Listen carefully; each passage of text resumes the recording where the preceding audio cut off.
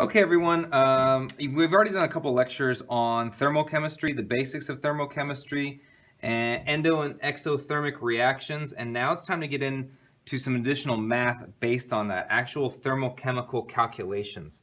I'm working off of exercise 16.3a, and before we get started on that, you had to know or remember how these delta H's work out.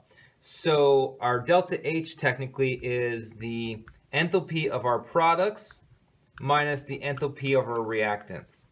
And if our delta H, our change in enthalpy, is negative, some negative number, then that actually means that our products had a lower enthalpy than our reactants, so small number minus large number, negative, and that means that it is an exothermic reaction.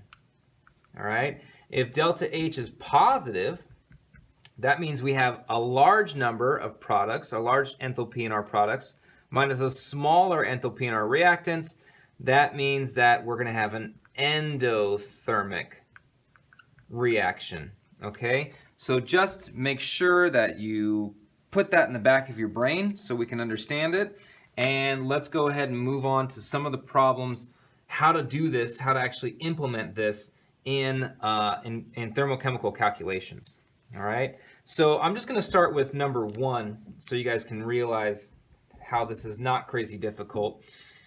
It says how much heat is generated by the reaction of 1.99 grams of Na2O2 with water. How much heat is generated? Well, they gave us an equation, and it's 2 Na2O2 plus 2 H2O yields 4 NaOH. We're going to need to make sure that our stoichiometry, that these equations are balanced, and we're going to use these stoichiometric ratios. So this may be foreign to you, obviously, because it's brand new, but you guys have always known for a long time how to go from grams of one substance to grams or moles or liters of another substance. You've got to go through the mole. So our first step is going to go ahead and we're going to, P.S. It said on this equation that our delta H, our change in enthalpy, is negative 215 kilojoules. All right, that is important. You kind of can't see that kilojoules, but it's there, negative 215 kilojoules. So we have to start with our grams of Na2O2, and we're going to go ahead and convert to moles in 1 mole of Na2O2.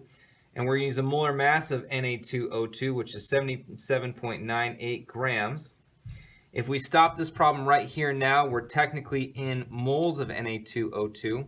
But they want us to use, figure out heat generated. Well, guess what? That's where we can actually use our delta H and our stoichiometric ratios. So for every 2 moles, we're in moles, we want to get rid of the mole and go to kilojoules. This is a weird one, but we can do it. For every 2 moles, using the stoichiometric ratio, of Na2O2, there are 215 kilojoules. All right. For every 2 moles of H2O, it produces 215 kilojoules. For every 4 moles of NaOH, we have 215 kilojoules. So we've now made a brand new conversion factor using our enthalpy change, what they gave us. Now you might be questioning, why did they give us a negative? Because it was technically negative 215. And that's just kind of based around how the question is asked. In this case, it says how much heat is generated. Well, you can't really have... You can, but in theory, it's weird. You can't have negative heat. It's either a loss or a gain of heat, right? So ultimately, it's asking how much heat is generated, how much heat is gained. So we make that into a positive number. If it said how much heat is lost, well, then we could actually use that negative sign because we're losing heat. All right, and so that comes out to 2.74 kilojoules when we actually calculate the math. All right, I'll do another example for you. So these shouldn't be too hard. Let's try and go into number 4. Number 4. Okay, it says find the heat of a reaction. Now, you need to pay attention to that, just that question right there. Find the heat of the reaction. It doesn't say what heat is absorbed, what heat is released, what heat is generated. It's asking us for our actual heat of the reaction. So our reaction in this case is Cl2 plus 2 NaBr yields Br2 plus 2 NaCl, and our delta H, our change in enthalpy, is negative 100.2 kilojoules. And in this question it says find the heat of reaction for the single displacement reaction in which 0.663 grams of bromine, Br2, remember Brinkelhoff, Br2 bromine, is produced from the reaction with sodium bromide and chlorine. All right, so they want us to go from grams of bromine to heat, so kilojoules in this reaction, right? So we have to go through the mole as usual. We can't just go from grams to kilojoules of something. They gave us our enthalpy change, and we're going to need that for our stoichiometric, well, not stoichiometric ratio, but for our conversion factor, okay? So we can look at this right now and say, well, for every 1 mole of Cl2, we can produce, we have an enthalpy change of negative 100.2. For every 2 moles of NaBr, we have an enthalpy change of negative 100.2. For every 1 mole of Br2, we have an enthalpy change of negative 100.2. And last but not least, for every 2 moles of NaCl, we have an enthalpy change of negative 100.2. So this case, they just gave us the bromine. If they didn't give us the bromine, but yet they wanted us to solve for bromine on the back end, technically, we would have to go, let's say they gave us chlorine. We'd go through grams of chlorine to moles of chlorine. Moles of chlorine to moles of bromine, 1 to 1 in this ratio, and then moles of bromine to what is our enthalpy change of that reaction. In this case, we're just going to do this, make it kind of simple. So, we're going to go from grams to moles of bromine. Remember, it's Brinkelhoff, so Br2. We have 159.8 grams. That's our molar mass for bromine.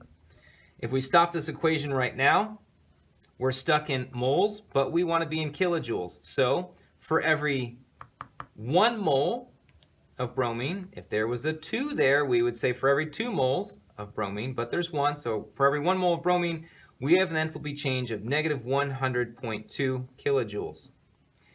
Again, we put the negative sign in this because the question asked us for the heat of reaction. It's not asking us for heat absorbed or heat generated or heat released.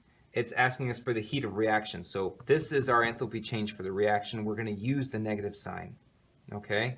So when we calculate that all out, we get negative 0.4157 kilojoules. All right? And remember, when we have a negative enthalpy change, this is an exothermic reaction. So our heat would actually be right here, 100.2 kilojoules. If we were writing that out ultimately, can you guys see that? Kinda, 100.2. If it was endothermic, it would be positive, and our heat would technically be as a reactant, not a product. Okay, I'm gonna see if there's one more on here that might be more difficult.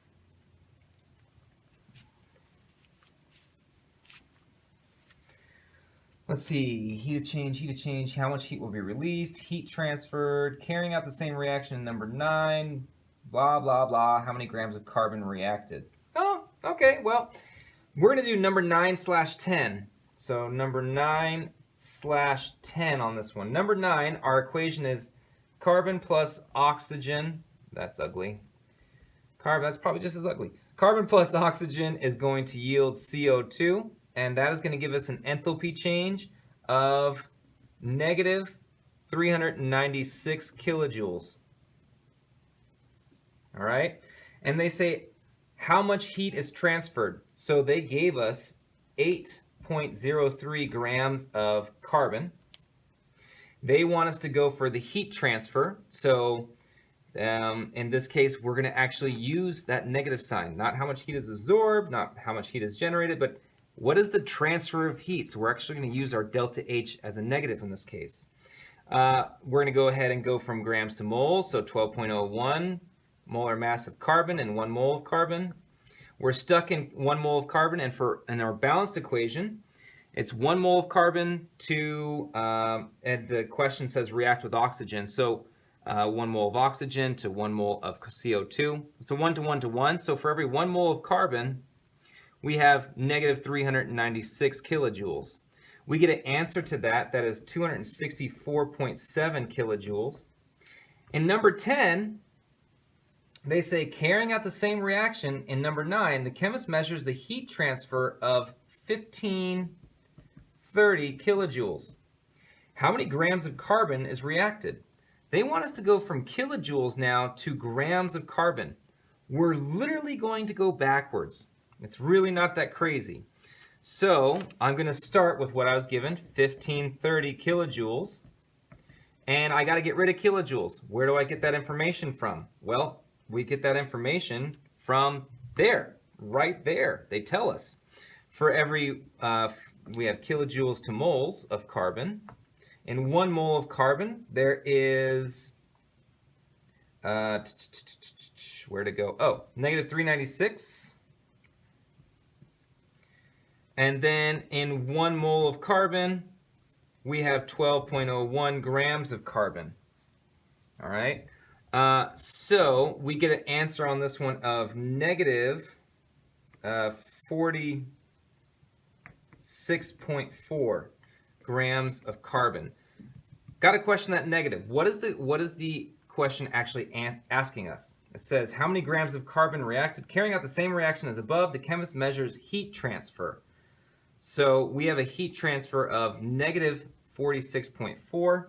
And we'll get into a little bit more explanation when I return about how these negatives and positives work out ultimately. But in this case, we're actually based on the question that's asking us. We're not going to be transferring negative heat. We're going to be transferring that amount of heat. You can't have negative mass. So we're not transferring negative heat. We're transferring heat, but it's being transferred over. It's not being absorbed. We're going to get a positive number out of this one because you can't have a negative mass, right? So ultimately, again, when I return, we're going to get into more of this, but you need to work yourself through exercise 16.3.